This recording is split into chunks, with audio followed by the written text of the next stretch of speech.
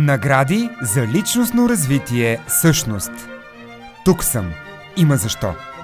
Номинации в категория Творческа същност. Иво Топалов.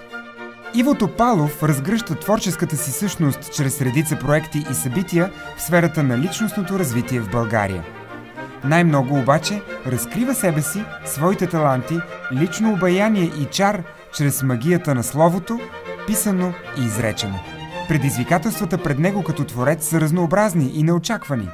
От недостиг на ресурси за трайно отдаване на творческа дейност до типичните всекидневни затруднения за всички, занимаващи се с писане в България.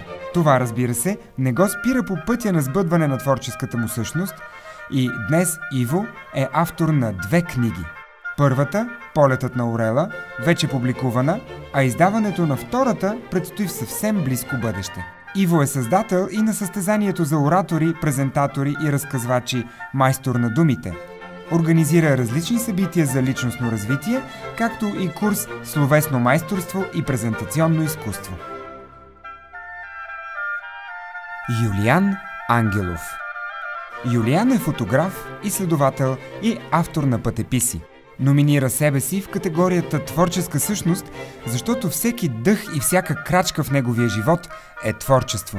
Всичко, което е направил и продължава да прави, фотографии и пътеписи за България и света, фотоалбуми, презентации на любопитни места и култури и така нататък, е резултат на необятна творческа енергия, която чувства в себе си и която черпи непрекъснато от красотата на света около себе си. Творбите му са неговото послание към света, което иска да сподели с колкото може повече хора.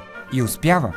Затова говори популярността на сайтовете му с фотография и фотографските му страници във Фейсбук и други интернет форуми.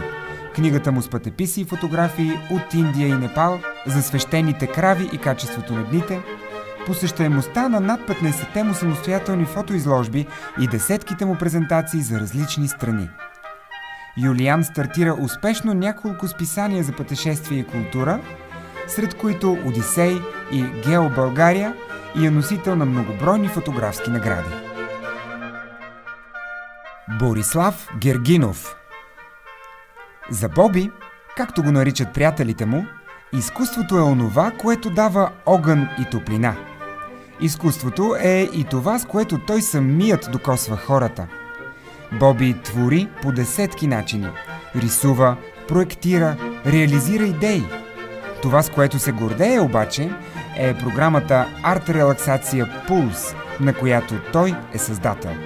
Чрез нея Боби помага на хората да отключат своята творческа същност, като освобождават креативността си.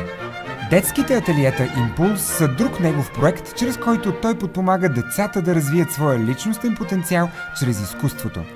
Боби вярва, че именно изкуството е начинът, по който всеки от нас може да изрази своите емоции и вътрешни преживявания. Според него, докато човек твори, се чувства зареден с положителна енергия, защото творбата е енергия и тя му помага да намери себе си.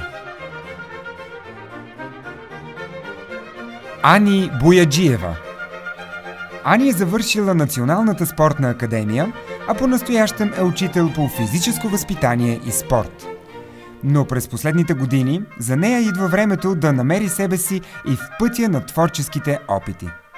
Наскоро Ани издава първата си книга «Гласът на душата», която докосва читателите със своята искреност и неподправеност, с посланието си за силата на човешкия дух и вярата в доброто.